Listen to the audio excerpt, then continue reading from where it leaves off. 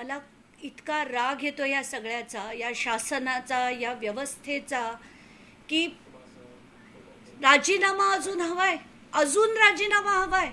इतकं सगळं बघून सुद्धा यांना राजीनामा हवाय. एक मुख्यमंत्री अशा मंत्र्याला बडतर्फ का नाही करू शकत? का अजित पवार यांना राजीनामाच द्यायला भाग पाडतात? यांना बडतर्फ करा, असा मंत्री नको, हे आदेश द्यायला 2 मिनिटं नाही लागली पाहिजेत. पण हे एवढे दिवस अक्षरशः म्हणजे मला प्रचंड लोकांचे मेसेजेस आलेत. सगळे लोक रडत आहेत, माध्यमं रडत आहेत, माध्यमांचे जे रिपोर्टर्स आहेत ते रडत आहेत. आणि आपले शासन इतकं निष्ठुर झालंय, इतकं अमानवीय झालंय आता, की त्यांना अजूनही राजकारण करायचंय, अजूनही राजीनामे घ्यायचे आहेत. मला खरंच सुचत नाहीये काय बोलावं. कारण असंख्य लोकांचे मेसेजेस आलेत, असंख्य लोकांचे, की रात्री झोप लागली नाहीये. त्या धनंजयचा सकाळी मला 2:30 वाजता मेसेज आहे, 2:30 वाजता, की ताई मला बघवत नाहीये हे सगळं, मी काहीतरी निर्णय घेणार आहे. तर मी त्याच्याशी सकाळी 7 वाजता बोलले की धनंजय असं करू नको, शांत राहा, तू स्वतःने इतकं तू संयमाने लढला, आता तरी शांत राहा. आणि तुझ्यावर सगळ्या घराची जबाबदारी आहे आता, सगळी मुलं, सगळं कुटुंब तुझ्यावर अवलंबून आहे. आणि तो रडतोय, माध्यमं रडतायत, रिपोर्टर्स रडतायत, आणि शासनाला अजूनही वाट बघायची आहे त्यांच्या राजीनाम्याची. वाव वाव, मला काय बोलावं खरंच कळत नाहीये. कंटाळा आलाय मला या राजकारणाचा.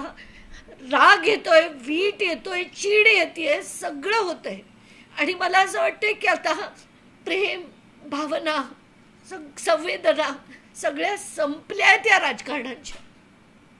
या सगळ्यांना याच्यात काय आहे माहिती होतं, याच्यात व्हिडिओज काय आहेत माहिती होतं, ऑडिओज काय आहेत माहिती होतं, पिक्चर्स बघितलेले होते.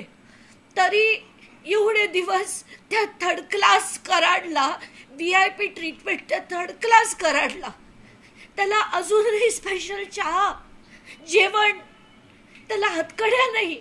का नाही मला खरंच कळत नाही.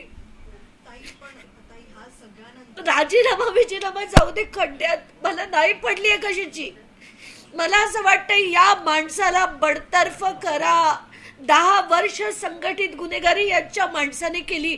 आणि खरं तर मी आता थोड्या वेळात प्रेस कॉन्फरन्स घेणार होती आणि एक पुरावा दाखवणार होते, पण त्याच्या आधीच आता माध्यमांचे सगळ्यांचे मेसेजेस आले की नाही, मुख्यमंत्र्यांनी त्यांचा राजीनामा घेण्याचे आदेश दिलेत. कसला राजीनामा? का मुख्यमंत्र्यांना एका वेळेस सांगता येत नाही की हा मंत्री मला नको? का सांगता येत नाही? आणि कधी या संवेदना या राजकारणात परत येतील?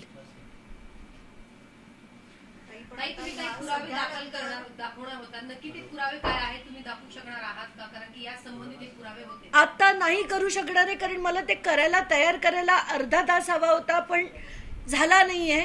पण आता याच्या पुढे पुराव्याची खरंच गरज आमच्याकडनं ठेवू नका हो, खरंच आमच्याकडनं ठेवू नका. आम्ही सगळं शोधून शोधून तुमच्या पुढे मांडतो, पुरावे मांडतो. मग आधी म्हणे पुरावे मिळाल्याशिवाय राजीनामा नाही, मग सिद्ध झाल्याशिवाय राजीनामा नाही. काय तुम्ही काय लॉर्ड लागलात आमचे? तुम्ही लोकप्रतिनिधी आहात, लोकप्रतिनिधींसारखे वागा अजित पवार.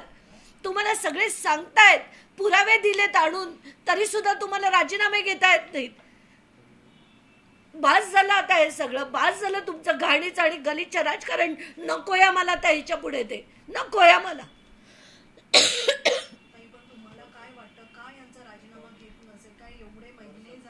सगळे तसेच आहेत ना, सगळे तसेच आहेत. सगळ्यांना आपापल्या लोकांना वाचवायचंय. हे सगळे जण येणार, घाण करणार, पैसे काढणार आणि आपण बघत राहायचं सगळ्यांनी. वर काही बोलायचं पण नाही आहे ना. व्हायरल झाल्यानंतर आज मुख्यमंत्री सांगतात राजीनामा घ्यायला. एक्झॅक्टली. आणि मुख्यमंत्री जे गृहमंत्री पण आहेत त्यांना माहिती नव्हतं, CIDने त्यांना सांगितलं नसेल की असे सगळे व्हिडिओ आहेत, असे सगळे फोटो आहेत, सांगितलं नव्हतं. तरी तुम्हाला एवढा वेळ लागतोय राजीनामा घ्यायला. तरी त्या कराडचा CCTV बंद होता जेलमधला, तरी त्याला सगळी सरबराई त्याची होत होती. काय समजता तुम्ही? सामान्य माणसानं समजता काय? हे शासन काय समजतं आम्हाला? आम्ही भिकारी आहोत थर्ड क्लास लोक आहोत की आमचं चिडून कोणी गेलं तरी त्याच्यावर कोणी कारवाई नाही करणार. किती कंटाळा येतोय, राग येतोय मला सगळ्यांचा. आता मला नको राजीनाम्यावर प्रश्न. मला असं वाटतं या माणसाला उचलून फेकून द्या त्याला. बस, धन्यवाद. एक शेवटचा प्रश्न, आज जरी त्यांनी राजीनामा नाही दिला तर अंजली दमानिया यांचा पुढचा पाऊल काय असेल? मी पूर्ण महाराष्ट्राला आवाहन करेन, यांचं हे जे चाललंय ना सो कॉल्ड अधिवेशन, ते अधिवेशन करण्याच्या पात्रतेचे कोणीही मंत्री नाहीत. उद्या सकाळी जर आज यांचा आता राजीनामा नाही, बडतर्फ केलं गेलं नाही ना, पूर्ण महाराष्ट्राला जे लढले, जे जरांगे पाटील अमुक तमुक जे लढले आणि जे सामान्य लोक लढले, सगळ्यांना माझा हात जोडून निवेदन आहे, उद्या सकाळी आपण अधिवेशनावर पोचायचं. यांचं अधिवेशन बंद पाडायचं, आपण बंद पाडायचं. बास झालं. ही लोकशाही नाही. लोकशाही लोकांची असते, लोकांसाठी असते. ही लोकशाही म्हणताच येत नाही. ही राजेशाही आहे आणि ही राजेशाही बंद पाडायची आपण.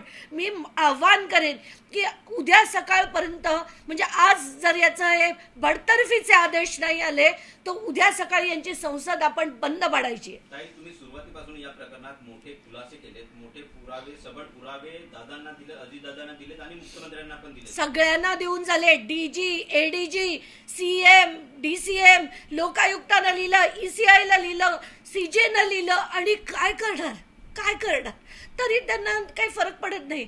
घोटाळे काढले, चौकशीचे आदेश नाही, काही नाही.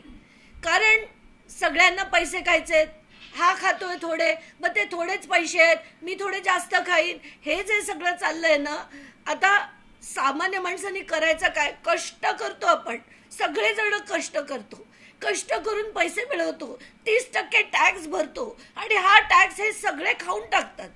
उठतो तो खाऊन टाकतो, उठतो तो आपल्याला मारतो, चिरडतो, खून पाडतो, पोलीस स्टेशनमध्ये जातो, पोलीस दखल घेत नाही. पोलिसांना पण हफ्ते पाहिजेत, अमुक पाहिजे, हे लोक खंडणी मागणार. लोकांनी बिझनेस करायचे कसे? तिथल्या लोकांचे मला मेसेज आहेत की आमच्याकडनं हफ्ते मागितले जातात, खंडणी मागितली जाते. पोलीस स्टेशनमध्ये गेलं, पोलीस रेकॉर्ड करत नाहीत. आपल्याला ना सिस्टमिक सुधार करण्याची गरज आहे. अख्ख्या सिस्टमला नीट करण्याची गरज आहे. सगळ्यांची डोकी ठिकाणावर आणण्याची गरज आहे. असा देश आपण आपल्या मुलांसाठी ठेवणार का? हा प्रश्न प्रत्येकाने विचारला पाहिजे, प्रत्येकाने. आणि लढायला शिकायला पाहिजे. घरात नका बसू. काय उखाडणार आहे ती माणसं? काल ते धनंजय मुंडे म्हणतायत की माझ्या विरुद्ध जे बोलले त्यांना मी नीट धडा शिकवेन. शिकवा, मी तुम्हाला ओपन चॅलेंज देते. मला जो धडा शिकवायचा शिकवा, जो जे करायचंय करा. असेल हिंमत बघू आपण. सगळ्यांविरुद्ध लढण्याची ताकद ठेवते, मी ताकद ठेवते. तुम्ही सबळ पुरावे दिले होते मुख्यमंत्र्यांनी आणि उपमुख्यमंत्र्यांनी तुम्हाला आश्वासित केलं होतं की मुख्यमंत्र्यांसोबत भेटून या प्रकरणात पूर्ण जो सोक्सो लावला जाईल तो एकत्रित केला जाईल, पण अजूनही टोलवाटोलवीच पाहायला मिळते. ते टोलवाटोलवीच करणार, त्याच्याकडनं अपेक्षाच का ठेवायची? का अपेक्षा ठेवायची की ते धनंजय देशमुखला न्याय देतील? का अपेक्षा ठेवायची की त्या मुलांना, सगळेजण गेले होते सीएमना भेटायला, खरं सीएमनी त्यांच्या घरी जायला हवं होतं, त्यांच्या घरी जाऊन घ्यायला पाहिजे होतं, पण नाही गेले कोणी. ते नाही गेले. का नाही गेले? आणि त्यांना आश्वासन तिथे गेल्यानंतर तरी दिलं होतं की आम्ही त्या मुलांची, म्हणजे तुम्हाला न्याय देऊ. असा न्याय 3 महिने लागतात तुम्हाला. आणि हे सगळं तुम्हाला सगळ्यांना माहिती होतं. 10 प्रत्येक त्यांच्या मीटिंगमध्ये हे सगळं जेव्हा मांडलं होतं, कारण त्यांनी ते व्हिडिओज कदाचित बघितलेले होते, कारण हे व्हिडिओ कुठल्या तरी एका ग्रुपवर टाकलेले होते. आणि तरी आता डायलॉग सुचतात. त्यांच्या पब्लिक मीटिंगमध्ये हा माणूस डायलॉग्स मारतो आणि एवढं माहिती असून त्या थर्ड क्लास परत धनंजय मुंडेंना भेटायला जातो 2 वेळा. हे यांचं राजकारण. बास यार, बास. आता खरंच माझ्याच्या नाही बोलवणार, प्लीज नको बोलूया.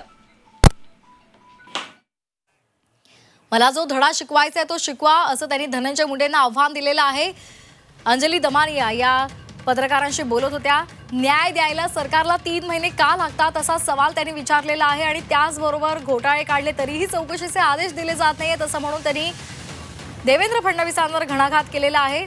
तसंच त्यांनी पूर्ण महाराष्ट्रातल्या जनतेला आवाहन केलेलं आहे, जर आज राजीनामा झाला नाही किंवा त्यांना बडतर्फ केलं नाही तर उद्या सकाळी आपण विधान भवनावर जाऊ आणि अधिवेशन बंद पाडू, असं आवाहन त्यांनी राज्यातल्या जनतेला केलेलं आहे. आपण पाहिलं अंजली दमानिया त्यांच्याही डोळ्यामध्ये अश्रू होते आणि त्यांनी आपला आक्रोश व्यक्त केलेला आहे. धनंजय देशमुखांनी आपल्याला 2:30 वाजता मेसेज केलेला होता, मी मोठा निर्णय घेणार आहे असं त्यांनी या मेसेजमध्ये म्हटलेलं होतं आणि त्यानंतर अंजली दमानिया यांनी त्यांना फोन करून समजावलेलं आहे असं त्यांनी आता पत्रकारांशी बोलताना सांगितलेलं आहे. या राजकारणाचा वीट आलेला आहे, भावना कशा व्यक्त करायच्या हे सुचत नाहीये. मात्र आज जर राजीनामा झाला नाही किंवा धनंजय मुंडेंना बडतर्फ केलं नाही तर उद्या मात्र सर्व जनतेनं अधिवेशन बंद पाडायचा असा निर्धार त्यांनी बोलून दाखवलेला आहे, तसं आवाहन त्यांनी केलेलं आहे. त्याचबरोबर त्यांनी वाल्मिक कराडला बेड्या घातल्या जात नाही, त्याला VIP ट्रीटमेंट दिली जाते असा आरोप सुद्धा केलेला आहे आणि त्यावरून सुद्धा अनेक प्रश्न विचारलेले आहेत, अनेक पुरावे दिलेले आहेत. मात्र तरी सुद्धा अद्यापपर्यंत धनंजय मुंडेंचा राजीनामा का झाला नाही हा एकच सवाल त्या सरकारला विचारतायत.